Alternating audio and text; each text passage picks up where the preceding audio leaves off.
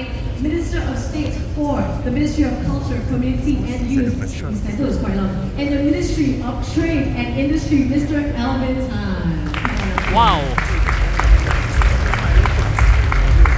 Alvin's coming.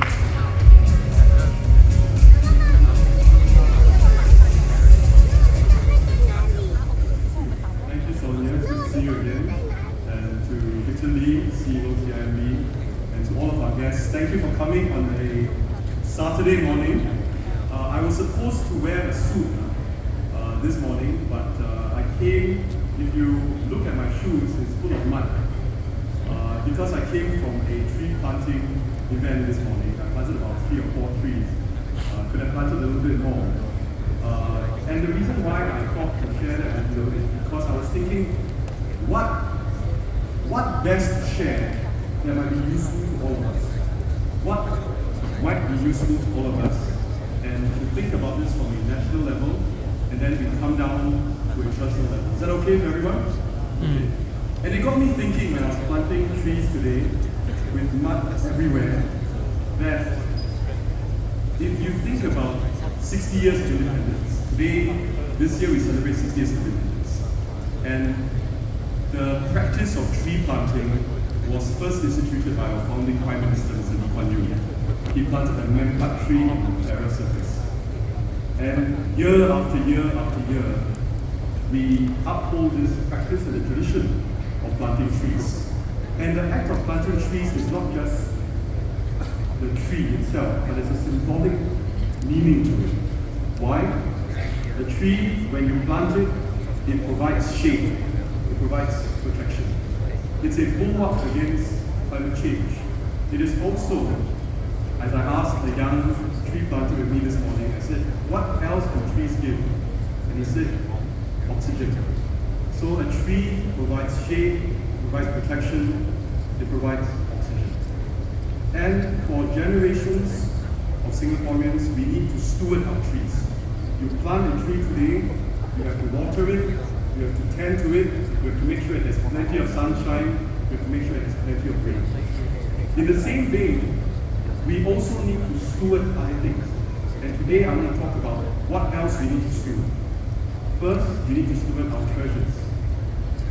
That means our financial assets. Second, we need to steward our time. And all of you are stewarding your time well, because I suppose you have better things to do this Saturday, or you've chosen to come here stewarding your time well to learn about financial planning. And the third, I think is most important, is to steward our talent. That means what God-given talent you have been endowed with, and how do you grow it, how do you plant it, how do you water it, how do you feed it. So it's not just stewarding trees, but stewarding our treasure, our time, as well as our talent. And later on, I will show 2 brief slides about stewarding our treasures to bring us to a plane where we think about our nation's finances. Okay, then later on in our sit-down discussion with Victor, we talk a little bit more into the details. But as many of you know, the world is becoming much more fractured. You know that over the last couple of weeks particularly, trade, which is the lifeblood of our economy, where trade accounts for 3 times Singapore's GDP, and which is existential to Singapore's survival, the lifeblood of Singapore's survival, is under threat. It's under threat because there are tariffs, then there's reciprocal tariffs, then there's retaliatory tariffs, and so on and so forth. It will impact Singapore because trade is our lifeline. Now, Victor mentioned protection. What are we doing to make sure that we overcome this? Let me ask my colleagues to first show a slide. The first slide will show where do we get our finances from. Now, as I next one before that, yeah. Okay, I will break it down very simply because you think about this as individuals. We plan for our financial planning, right? Each household, how much you spend for insurance, how much you spend for your makan, your transport, your education, and the likes. As a nation, we also do financial planning. But where does the money come from? This is from MOS. Let me break it down into a very simple bite size so that our primary school friends can also understand. This is our revenue source, financial year 2025. If you see total revenue, 50 billion. And this is where Singapore gets its revenue for spending on our budget. You think about GST is there, about 14.5% personal income tax, corporate income tax. But I want to focus everybody on the magic part of the pie chart. The magic part of the pie chart is the thing that is on the top left. It's called the net investment returns contribution. Now, what does that mean? How many of you have piggy banks? Nowadays, nobody has piggy banks, but you save your money, right? So think about our reserves, Singapore's reserves as Singapore's piggy bank. And this piggy bank was built by our previous generations, from Mr. Lee Kuan Yew's time all the way now. And this piggy bank, we don't just leave it at home, we get it to work for us. How do we get it to work for us? We invest part of this piggy bank into markets, into investment products, into investment tools, and the returns that we get from this piggy bank, half of the returns go back into the piggy bank. So you put half of the returns that you get from your investments into the piggy bank. What happens to the other half? The other half goes into our expenditure, which is our revenue. And that accounts for this net investment return, contribution to the reserves.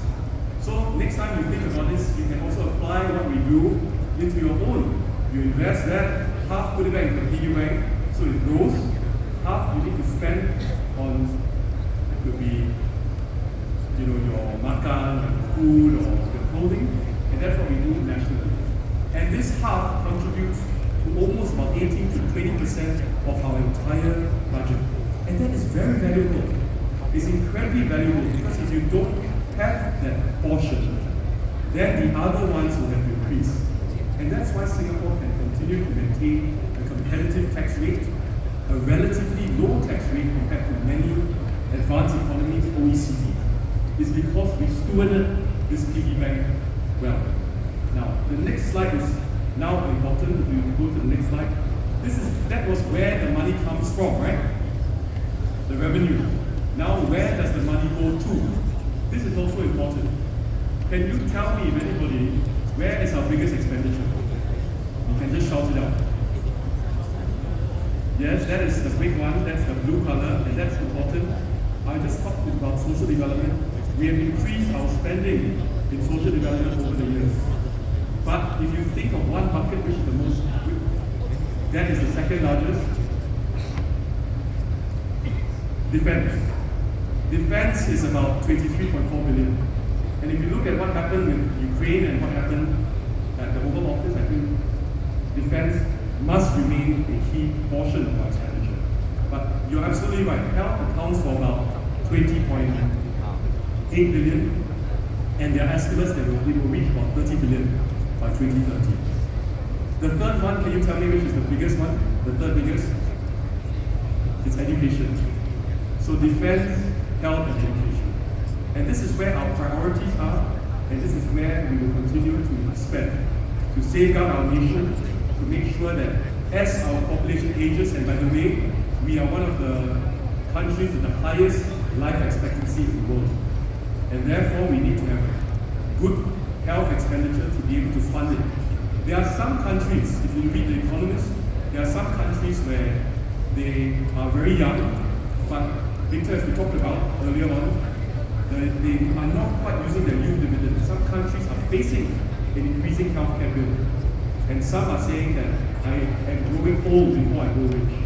In Singapore, thankfully, because we've stewarded it well over the years, we have now the resources to finance and to fund rising healthcare expenditure. So I thought just to show you where the money comes from and where the money is going. This is how we do financial planning for the nation.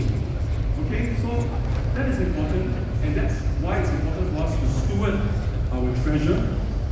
It's important for us to steward our time. What do we spend our time on? And it's also important, later on, Victor and I will talk about stewarding our families.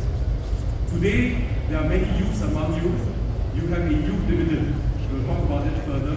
But what we are trying to do is also to work with our youth to see how we can help you to be even more savvy and even more financially literate. So in my National Youth Council, which I'm deputy chair on, we have put up a youth panel. We work with many youth, and we have a pillar under the youth panel called Life Hacks. And Life Hacks is primarily to work with our youth on financial planning. And they have come up with very, very interesting suggestions, and government will look into it, and we're working together with the National Youth Council. We invite CIMB and many of you to partner with the National Youth Council to promote youth literacy and financial planning as well. So we'll talk a lot about that, but I want to end my speech by just saying this. Remember that it's like the tree that we steward. We cannot just leave it like that. We must give it sunlight, we must give it water, we must give it good soil, grow it, and in the end, it will benefit us long term. So remember to steward our trees, remember to steward our treasure, remember to steward our time, which is limited, and most importantly, remember to steward our talent. Thank you very much.